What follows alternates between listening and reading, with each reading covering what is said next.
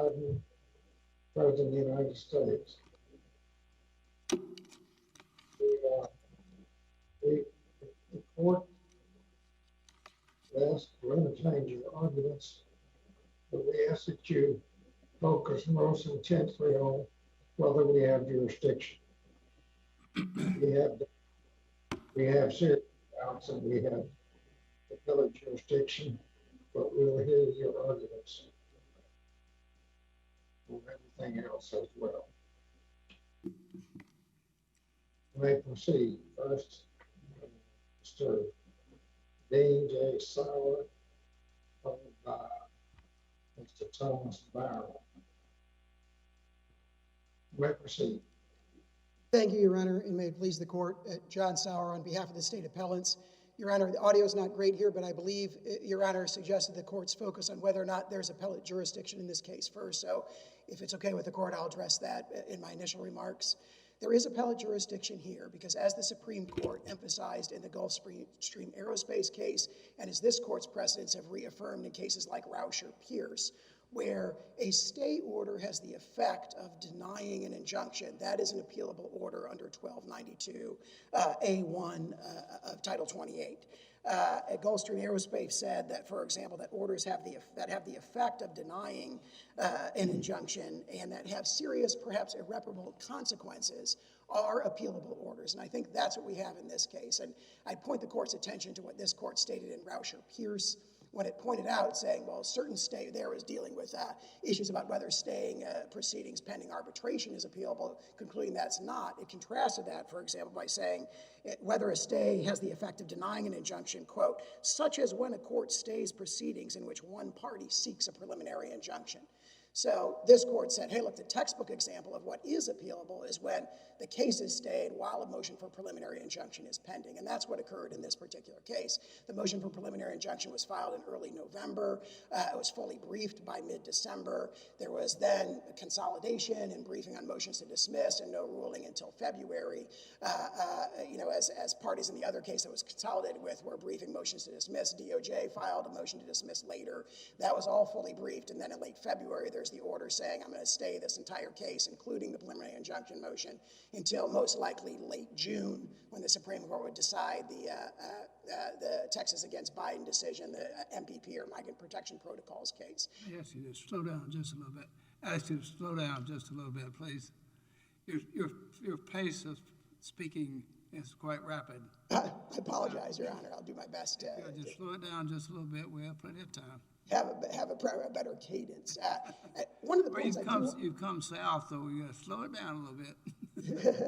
One of the points I would emphasize is that the questions presented in the Texas against Biden case do not relate to standing and reviewability. The Supreme Court usually only considers the questions presented in a cert petition. So there's the Texas Biden decision from this court from last December. That's at 20 F 4th 928. That does address a lot of issues of standing and reviewability, and we rely heavily on that before the district court and this court. That is under cert review in the U.S. Supreme Court, but the questions presented in that case are distinct from standing and reviewability. They're really narrow and they're quite specific to that case. It has to do with whether or not the mandatory detention policy that's set forth in the INA requires the government to continue implementing MPP. There's nothing like that in this case. And then whether or not the government or DHS could kind of cure its arbitrary and capricious memorandum by issuing a new memorandum while the case was pending on appeal. Those are the two questions presented. So they're very different than the things we're relying on that case for and have relied on that case. And I'd make another point on this, which is that all the principles relating to standing and reviewability set forth in this court's case in Texas against Biden rely on principles that are deeply rooted in U.S. Supreme Court jurisprudence, where there's really no, at least reasonable probability there's going to be a seismic change there. You know, principles set forth in the Regents decision, the State Farm decision, decisions like that. So even if the district court... Let's assume your prediction about all that is correct, because you got to predicting what's going to happen, what the effect of that decision will be. Is that what you're doing then? Well, essentially, it is true that we cannot know for sure what the U.S. Supreme Court will do in that particular case, but we do know that we're suffering irreparable consequences on a daily and monthly basis while the case is under consideration. Irreparable consequences? Yes, yes. You're talking about a 2-month stay. Now it's even probably less than that, probably maybe the end of June. And you're saying, because you agree, we don't have jurisdiction unless there's some determination that this is an effective denial of a motion for preliminary injunction. That is Is that right? correct. Other than that, we have no jurisdiction. So how is a stay of a couple of months an effective denial of your motion for preliminary injunction? Whatever your predictions are about this, about Texas v. Biden.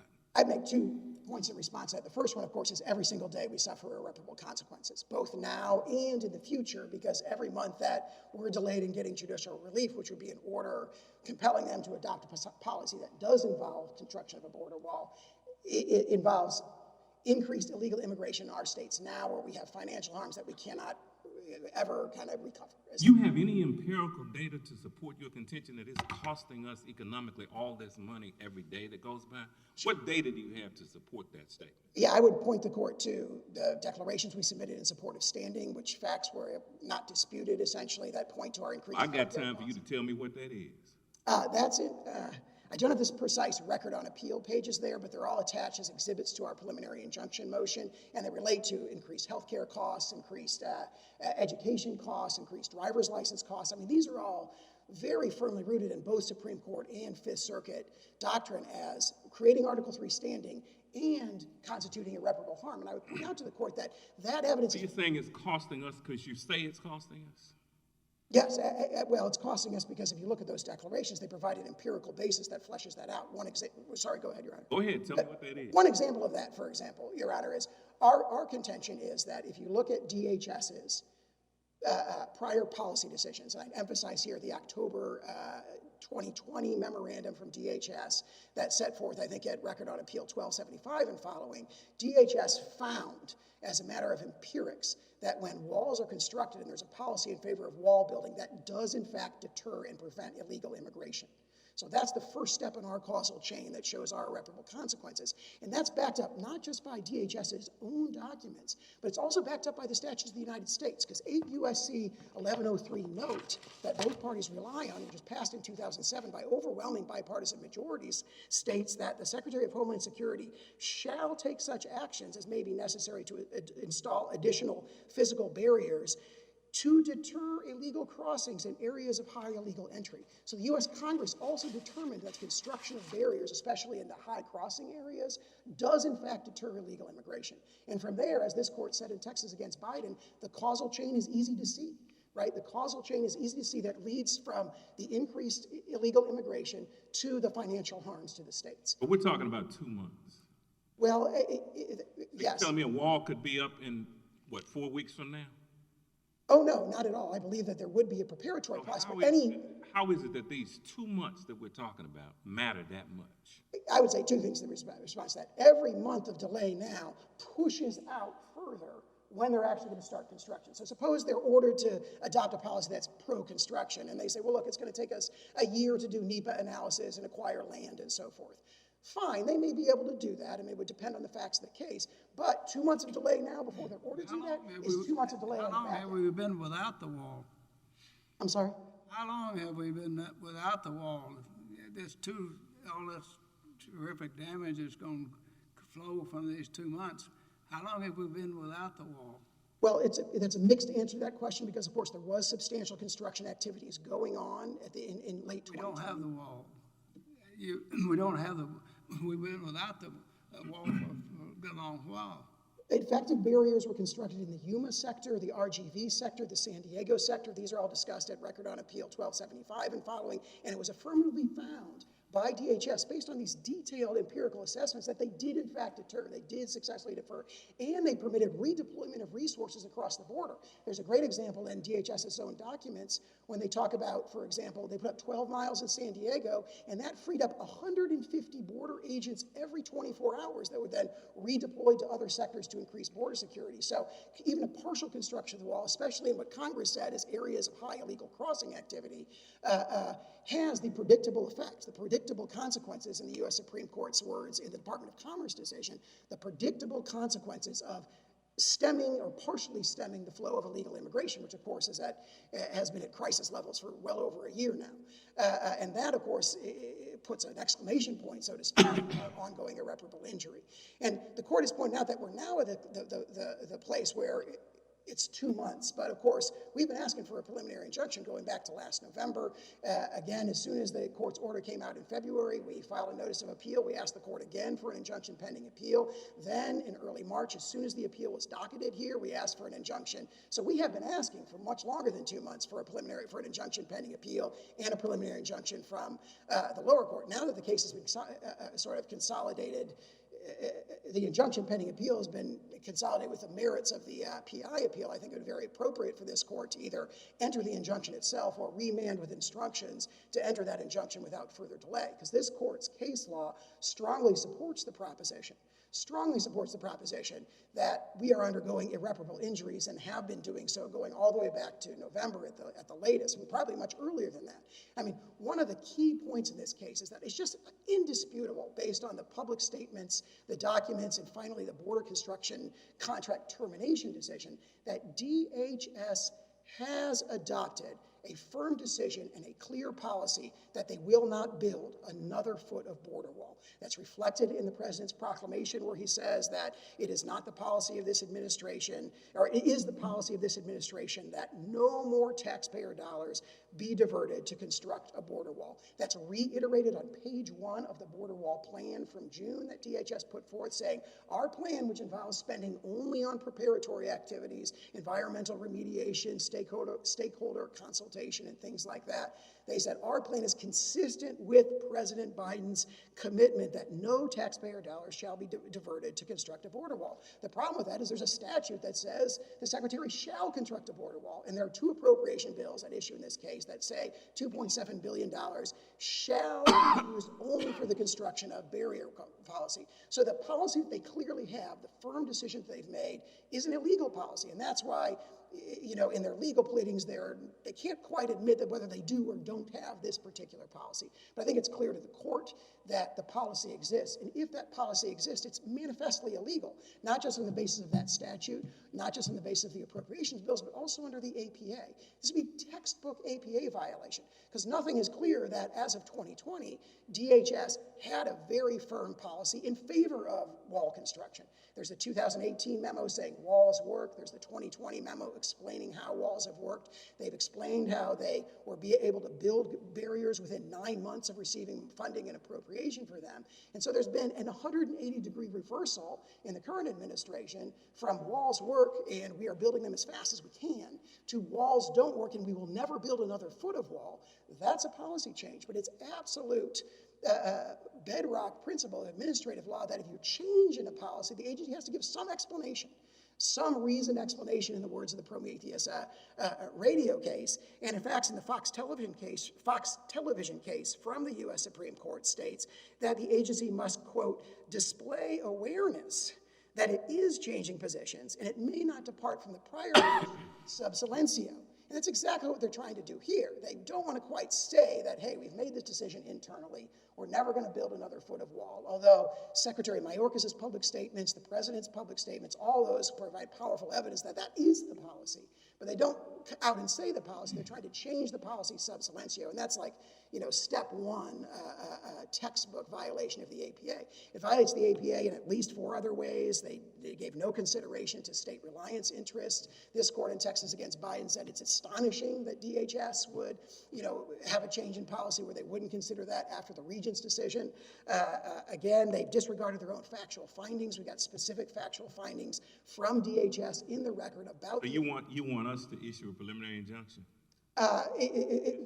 That was our ask on our motion for injunction pending appeal. Now that that's been consolidated with the merits of the PI appeal, the court could either do that at its discretion or remand with instructions to the district court to enter a preliminary. What would those instructions be? I believe that District court. What would we instruct the district court to do? I think that what we'd ask the court to do is remand with instructions to enter the preliminary injunction that we submitted in our proposed order, which is in the record. I can't remember the record on appeal site, but it's a 2-page proposed order that has basically 4 elements to it. The first element is you cannot implement the border wall proclamation. And then as we said in our motion for injunction pending appeal, the directive should be that they have to implement a policy in good faith. That was the phrase used by this court and the district court in the MPP case that says you have to have a policy in favor of wall construction that's to be implemented in good faith. So the instructions would be we remand with instructions to enter a preliminary injunction that specifies that they have to have a policy in favor of wall building in good faith. The specific language is in the proposed order we put before the district court and in the opening pages and the last page of our motion for injunction pending appeal. I guess it's just very difficult for me to see how we can make these factual determinations about false intent versus good faith and pretext and all of that without any. There's been no preliminary hearing. There's been no hearing. And I submit that's what you're asking us to do, though, isn't it? To make that determination and either order that they issue, that the district court issue an injunction, or you want us to do one with no hearing. That'd be our preference. Now, another course for the court. No factual hearing, though. Well, we've submitted factual evidence that's not in dispute. For example, in the MPP case, there was only oral argument at the hearing. It was based on factual submissions that are very similar to this. And Well, you use the language pretext in your brief, don't you? Yes, that's one of the 5 grounds. You don't agree that what they're doing is pretextual. I think I would. Well, he'll tell me. Sure. Yeah, and I see my red light is on. I just point the court to what it said in BST Holdings about that very issue. So thank you, Your Honor.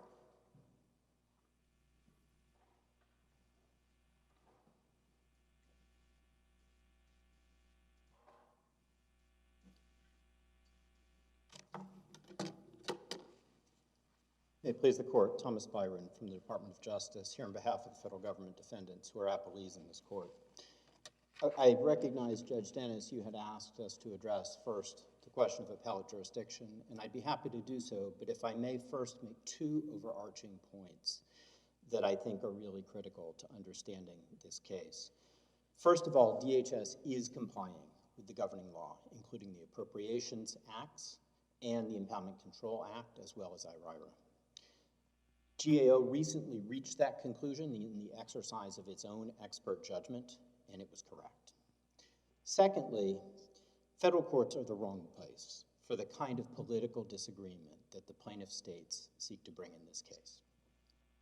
This court in Texas 1, page 161, emphasized that there are multiple threshold legal doctrines that exist to, quote, cabin policy disagreements masquerading as legal claims.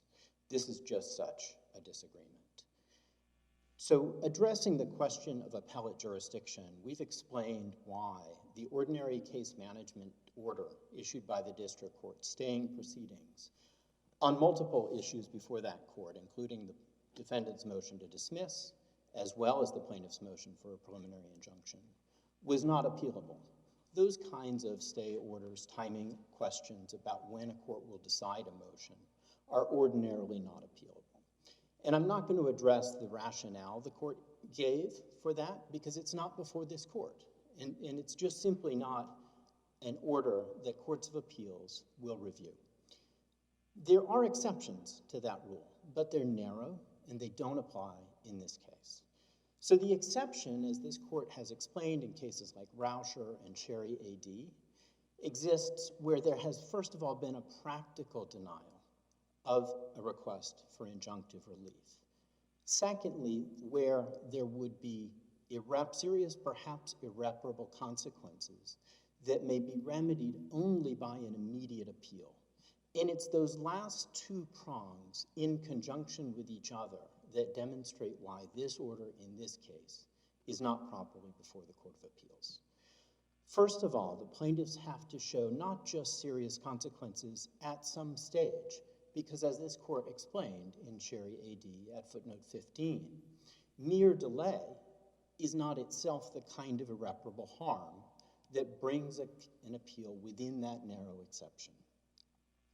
They must show instead that, as the 3rd prong emphasizes, any harm could be remedied only by an immediate appeal. And Judge Graves, you asked a series of questions to my friend on the other side about what harm would take place within the brief period of a few months while the district court's order remains in place before the preliminary injunction order is resolved below. And there are none.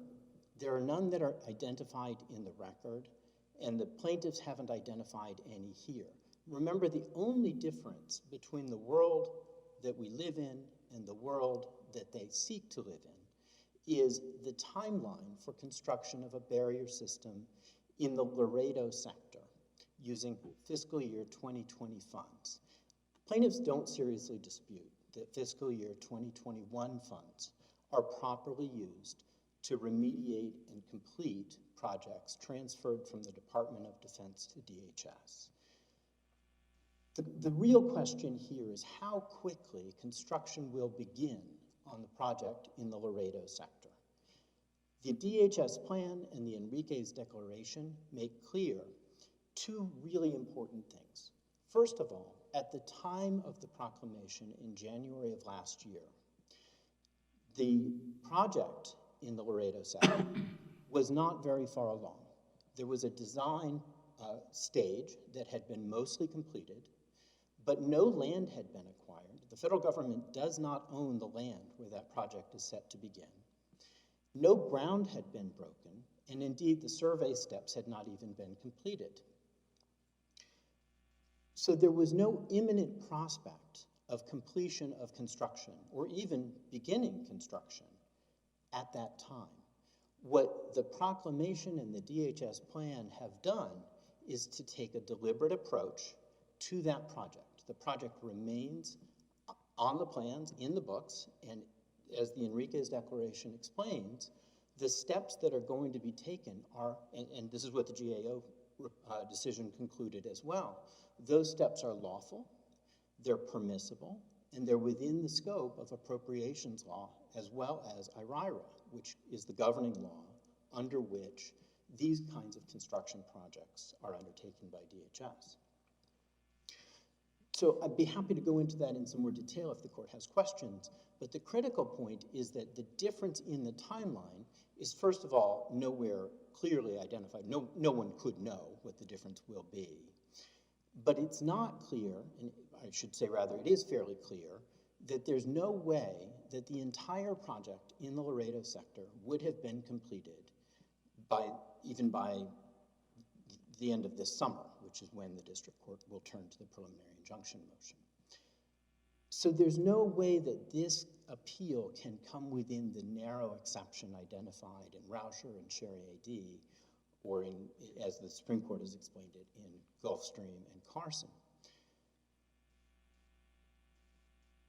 I'd be happy to address any questions the court has about appellate jurisdiction or turn to the merits, because we think there are multiple threshold reasons why the plaintiff's claims are not properly before the district court, and therefore their appeal seeking an injunction must be denied because they're not likely to succeed on the merits of that appeal. First of all, the states here imagine a decision that simply doesn't exist. DHS has never reached a conclusion that it will decline to use appropriated funds for the purpose identified by Congress. And that purpose, after all, is construction of a barrier system along the southwest border. The DHS plan and the Enriquez Declaration make clear that DHS is intending to use those funds and is currently using those funds for that very purpose. The plaintiffs engage in multiple misunderstandings or mischaracterizations, of the statements that they rely on in this case. First, they point to language in the president's proclamation about diverting funds. That was a reference to funds, military funds from the Department of Defense and Treasury funds in the Treasury Forfeiture Fund that were transferred to build border barriers. And those transfers, those diversions, as the president said, would be ended. That's what was referred to in the diverted language they rely on. Secondly, though, the president's proclamation and the DHS plan both make clear that DHS intends to use these funds for the purpose for which they were appropriated, barrier system construction. But the plaintiffs pretend that barrier system construction can only mean swinging hammers, pouring concrete, and installing bollards. That's not accurate. It's never been accurate. Even in the previous administration, the very same funds in previous years' appropriations were used for land acquisition, surveys, design, road construction, erosion control, drainage, and all of the many steps that we've identified need to be undertaken here as well. There's nothing unusual about this. Indeed, going back to IRIRA in 1996 when it was first enacted in Section 102, Congress at the time recognized that there would be multiple steps required. And indeed, IRIRA in its original enactment and some of its subsequent amendments, including the Secure Fence Act, are excellent examples of how Congress can specify very clearly both legislative deadlines, particular project locations, length of barriers that it intends the agency to use to complete on a very specific schedule. Didn't do so here in the Consolidated Appropriations Acts that we're looking at, nor in IRIRA itself, which now preserves the discretion of the Secretary of DHS to determine where barriers are best installed. And in IRIRA as well, it leaves to the sole discretion of the Secretary of DHS whether and when and to what extent to waive the requirements of federal laws, such as environmental planning requirements under NEPA and other statutes. And IRIRA Section 102 itself imposes the very obligation of consultation with stakeholders that the agency here identified as needing to be completed first before engaging in construction.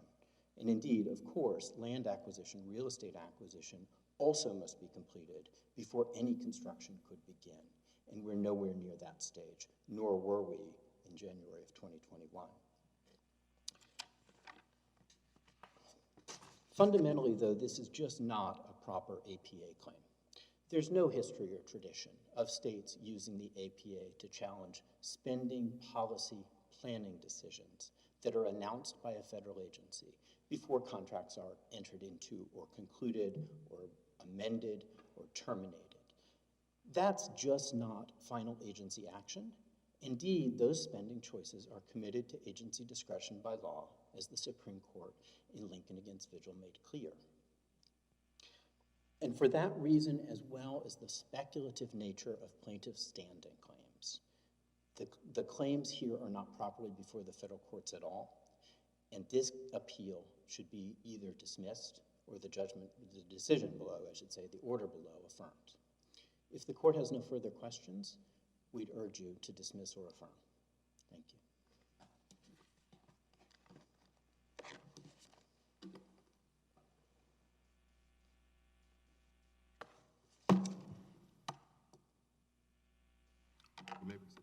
Thank you, Your Honors. Very briefly, just to address a few of those points that opposing counsel raised. I believe first he described this as a political disagreement. Certainly there's a lot of political disagreement about these issues, but this is a legal disagreement because here's what the law says. 8 U.S.C. 1103 note says the Secretary shall take such actions as may be necessary to install additional physical barriers to deter illegal crossings in areas of high illegal entry.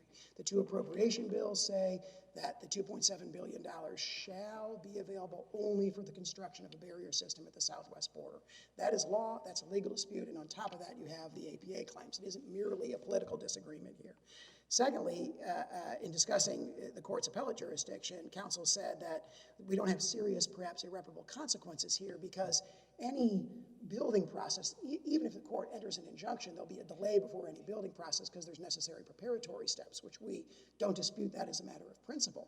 But keep in mind that there is a hard stop in September 2024 and September 2025. So what's really going on here is the clock is running out on our claim.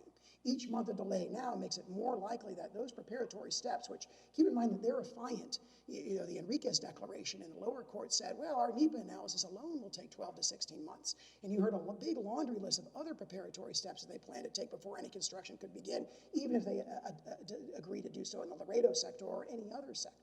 So right now, we're just over 2 years away from a time when these appropriations expire and the money's no longer available to be spent on border wall construction. The clock is running out on our claims right now. Each month of delay, in addition to all the irreparable injury I talked about when I was opening, each month of delay makes it more and more likely the clock runs out. The DHS is like a basketball team that's passing the ball around in the backcourt while the clock winds down towards zero. That's what's, what the facts support here. Thirdly, he said that the states are imagining a decision that doesn't actually exist. Keep in mind that what we contend is that DHS has made a firm decision and adopted a policy, sub silencio, not to build another foot of border wall. He says, you're imagining that. That doesn't exist. But on September 26, here's what Secretary Mayorkas said about that. He was asked, well, why don't you build a wall to keep out the current surge of illegal immigrants? And his response was, and this is quoted in our brief, it is not the policy of this administration. We do not agree with building a wall. That's a pretty firm statement, and that was followed very soon thereafter by contract terminations. Remember, there were 4 contracts in place for construction. 2 of them, all that DHS did was they terminated the provisions that called for construction. And the other 2, they terminated the entire contract for convenience. So at that point, there's, I would say, an exclamation point on the existence of this policy. Powerful evidence coming from the January proclamation, the June border wall plan, the Secretary's public statements, the termination of the contracts. This policy exists, and if it exists, it contradicts the plain language of that statute that I quoted earlier. It also contradicts the plain language of the appropriation bills, and it's unlawful in the APA for the 5 reasons that are set forth in our brief. And for all those reasons, we ask the court to either enter a preliminary injunction or remand with instructions to enter a preliminary injunction. Thank you.